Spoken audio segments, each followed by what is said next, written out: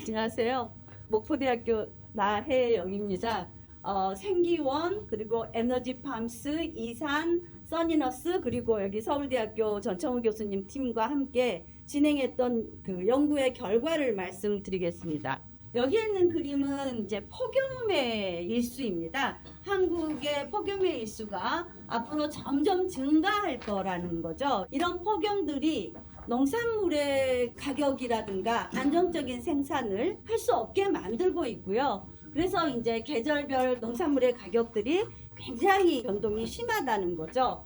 그래서 이 기후의 변화가 한국 농업이라든가 우리의 그 음식의 그 안전성, 식량 안보에 굉장히 위협을 주고 있다라는 건데, 이건 우리만의 문제는 아니다. 전 세계가 함께 풀어가야 될 문제라고 생각을 합니다. 우리의 그 시설원회가 한 4.6% 지난 10년 동안 4.6% 증가하는 동안에 가온 온실의 면적은 30.8% 증가가 되었습니다. 에너지의 코스트는 전체 예산에서 30에서 50%를 차지하는 상황이죠. 거기에 더해 에너지 비용이 21년 대비 100%가 이제 증가를 했습니다. 그럼에도 불구하고 우리의 그 시설원에서는 히팅과 쿨링에 대한 시스템에 대한 요구가 급증하고 있는 거죠.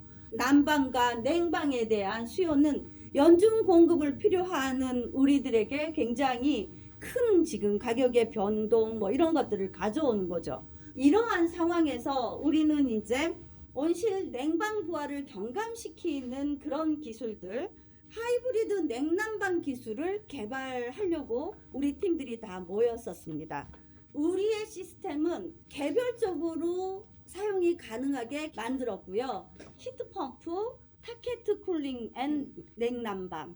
그래서 지역적으로 전체를 하지 않는 거, 그 다음에 알루미늄 핀 패드를 이용한 하이브리드 냉난방 그 시스템을 각각 개발을 했고, 그것들을 통합해서 더 효율을 높여서 필요한 곳에 따라서는 각각 그 시스템이 이용되기도 하고, 내 여건이 맞는다고 하면 이 시스템을 통합해서 같이 가는 이런 시스템을 함께 연구를 했었습니다.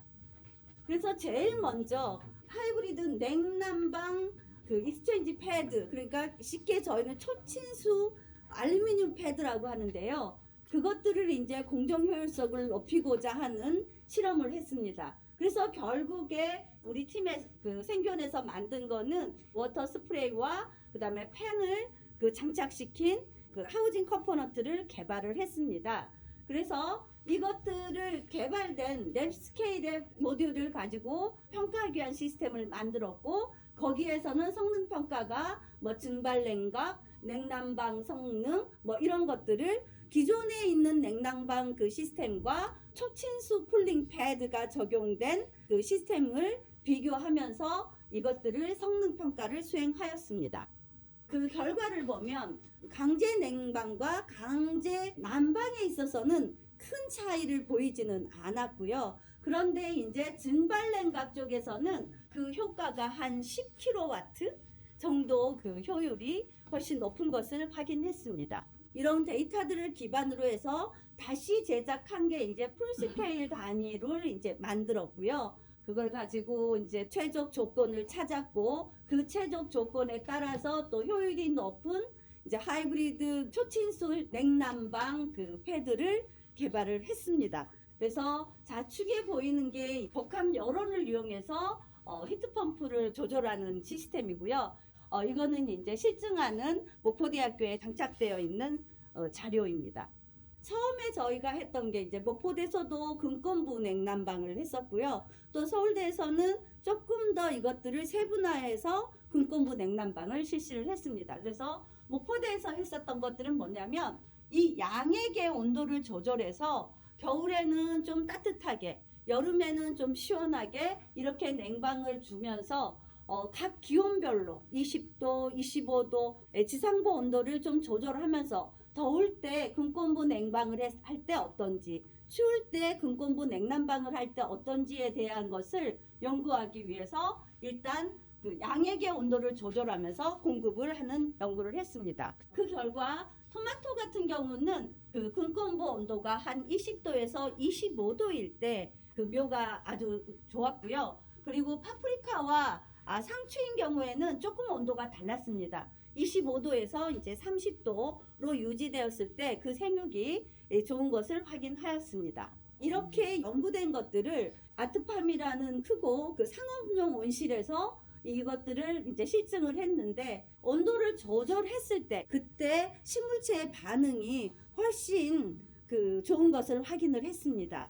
그리고 이제 이거는 서울대에서 한 건데요. 여기도 똑같이 그 루트존의 쿨링 시스템인데 하나는 양액을 조절을 했고 하나는 화분 그 근처를 그 호스로 이렇게 돌리면서 근권부 온도를 조절하는 연구를 시도하셨습니다. 그래서 보시면 그렇게 돌렸을 때 근권부 온도가 이렇게 조절된 것을 보실 수 있고요. 일소 현상이 근권부 온도를 조절했을 때 뭐 10.6% 아니면 3.6%로 그 일소 현상이 굉장히 감소하는 것이 확인되었습니다. 그 다음에 생산량도 25% 아니면 49%가 컨트롤에 비해서 이렇게 증가하는 것을 나타냈습니다. 그 다음에는 이제 히팅 시스템인데요. 똑같이 양액에 히팅을 하고 그리고 그 주변을 히팅을 해서 작물의 생육을 보았는데요. 보시는 것처럼 양액 난방과 그 주변을 난방한 그 두 처리에서 생육이 되게 좋고 생산량도 26%, 그 조합 처리한 거에서는 46%가 증가하는 것을 확인하였습니다.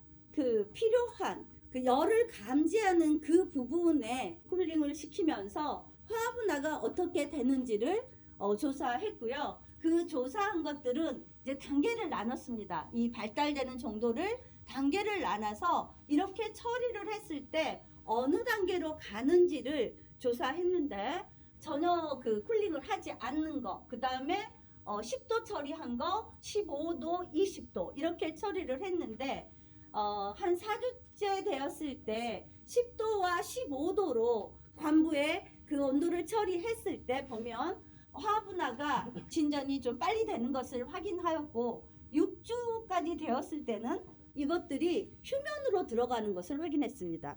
그리고 전혀 쿨링 처리를 하지 않는 것, 관부에 전혀 처리를 하지 않는 것과 낮 동안만 하는 것과 밤 동안만 한 것, 전체 그 낮과 밤을 계속해서 쿨링을 한 것들을 실험을 보았더니 한 4주째 되었을 때 밤에 쿨링 처리를 한 것과 낮과 밤을 전체적으로 처리했을 때 이 화분화가 진전이 되었었고 그 다음에 낮과 밤 모두 그 쿨링 처리를 했을 때 한 6주 정도 되었을 때는 굉장히 그 화분화가 진행이 빠른 것을 확인하였습니다.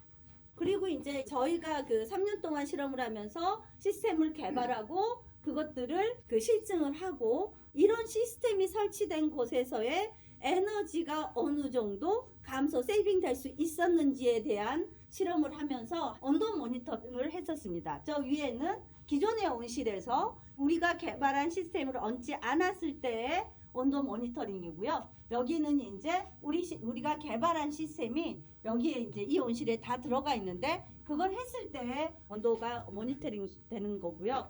그래서 결론적으로 에너지가 어느 정도 세이빙이 되는지를 봤더니 48.6%가 전혀 하지 않는 것에 비해서는 에너지가 이렇게 줄어든다는 것을 확인했었습니다. 그래서 이렇게 저희가 만들어진 것들을 어플을 통해서나 한눈에 볼 수 있도록 관제 시스템까지 개발을 했었습니다. 저희는 이제 최적 조건, 작물의 근권부 냉방이든 난방이든 생육의 최적 조건을 찾았고요. 그 다음에 하이브리드 냉난방 시스템. 근데 그 시스템은 초친수 쿨링 패드가 들어간 그 시스템을 저희 사업단에서 개발을 했습니다. 그 다음에 이제 복합 여론을 활용해서 이 시스템을 돌리고 근권부 냉난방을 하는 시스템을 개발을 했고 이것들에 대한 알고리즘 그리고 컨트롤 시스템 그리고 모바일에서 앱을 개발을 해서 이것들을 한눈에 다 관제 시스템에서 확인할 수 있는 것들을 개발을 했습니다.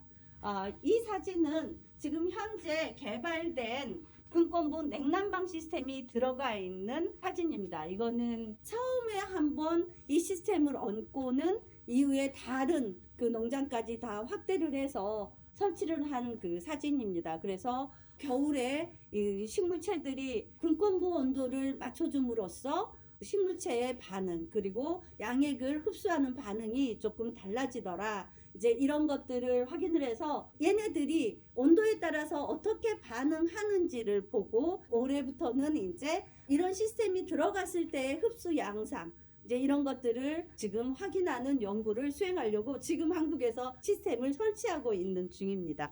이것으로 제 발표를 마치겠습니다.